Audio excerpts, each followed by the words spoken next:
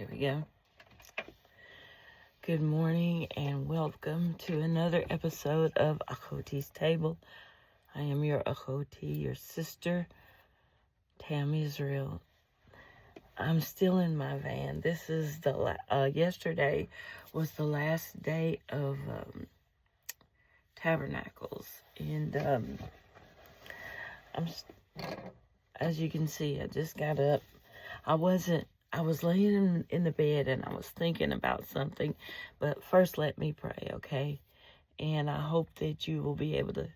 I know this is a weird look here. The lighting is terrible because I'm facing kind of towards a light, but I'm facing away from a light.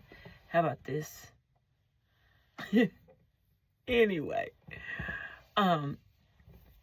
you know how you think about things like when you wake up or when you start to become aware after you slept at night, like I just did.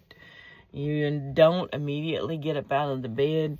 You're just laying there, and as you're coming fully awake, you're thinking about things, or you might be finishing up a dream or whatnot. And so that's what I just came up out of. I was waking up. And in the process of my waking up, I was thinking about things, and something came through my mind. You know how these slumber brews and heathens are always trying to debunk us. They grab onto whatever they can think they can hold on to, you know, to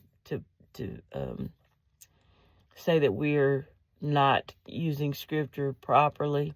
I'm not going to be here very long, hopefully, but I wanted to, something just popped up into my mind, and I just wanted to share that with you.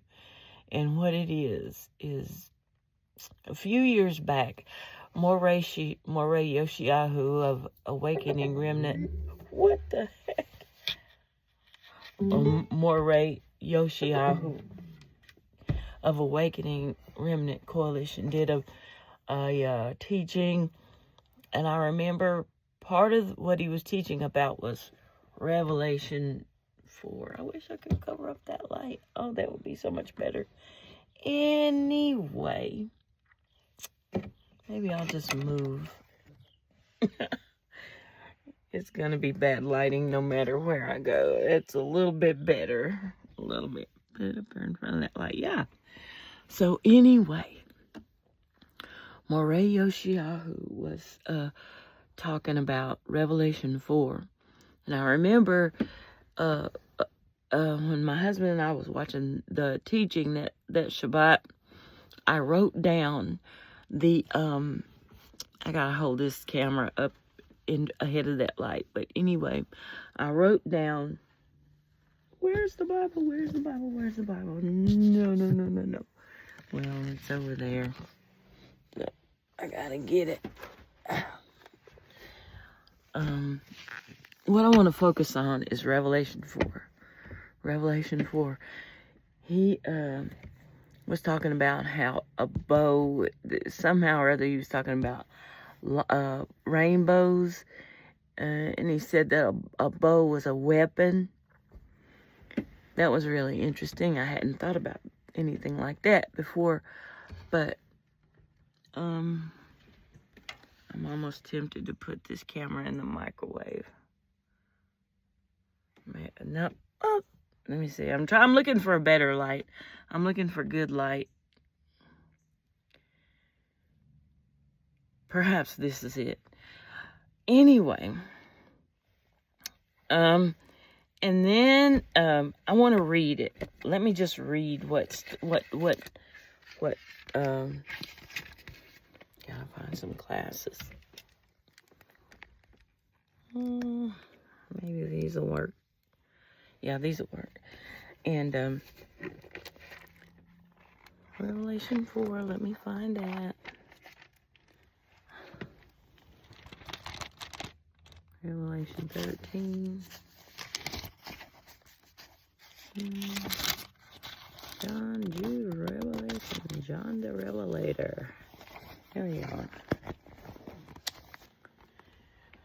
I'll read it. I want this to be a very short video.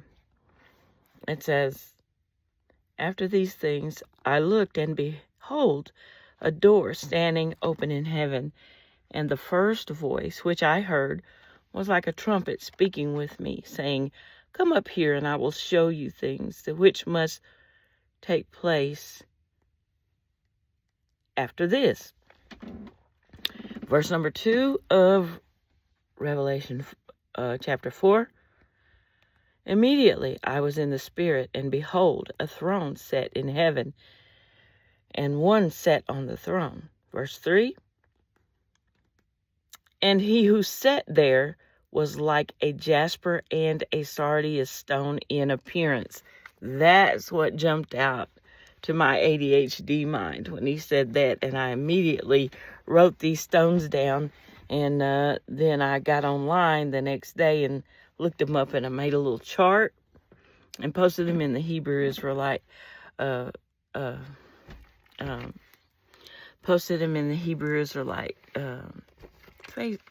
believers Facebook group. All right.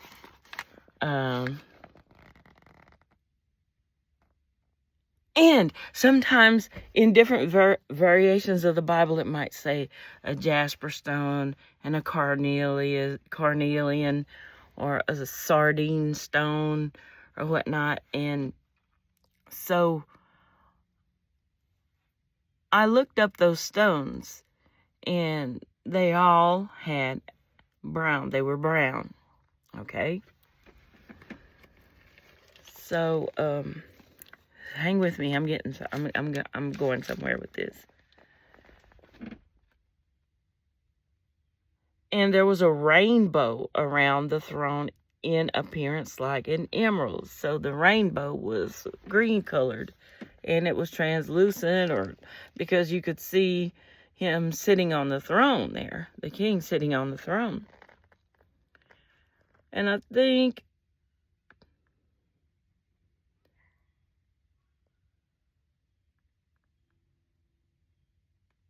that's where I want to stop at.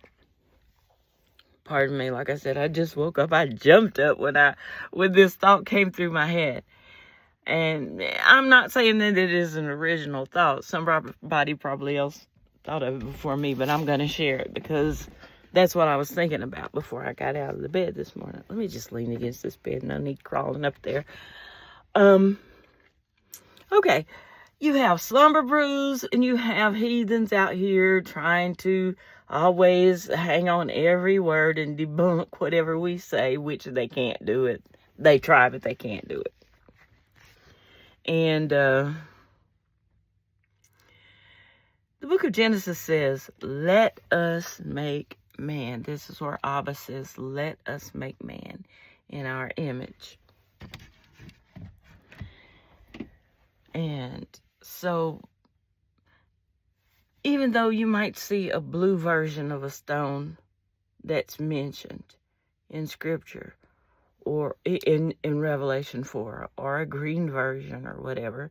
Now, I'm not talking about the emerald, but I'm talking about the jasper, the carnelian, the sardius, and all of that. So, even though they'll say, "Aha, we got you. You people are trying to take Scripture and make it seem like what you want it to be like," whatnot.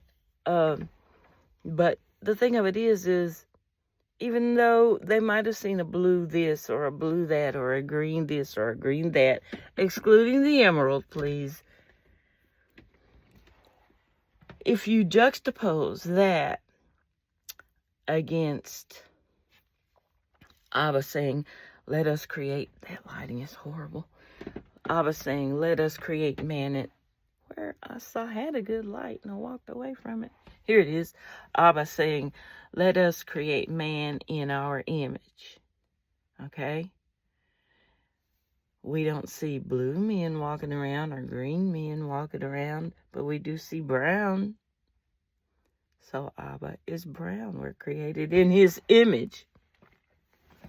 And as far as lightnings, his head being like lightning, We can make our head look like lightning. All we got to do is just stand and have the light shining on our heads or something. And look at that. That's lightning. That. Look at that. Pure white light coming off my face. Pure white light coming off my face. Look at that. White light. That's not brown light. Okay. That's all I wanted to say. Blessed be he who comes in the name of Yahweh.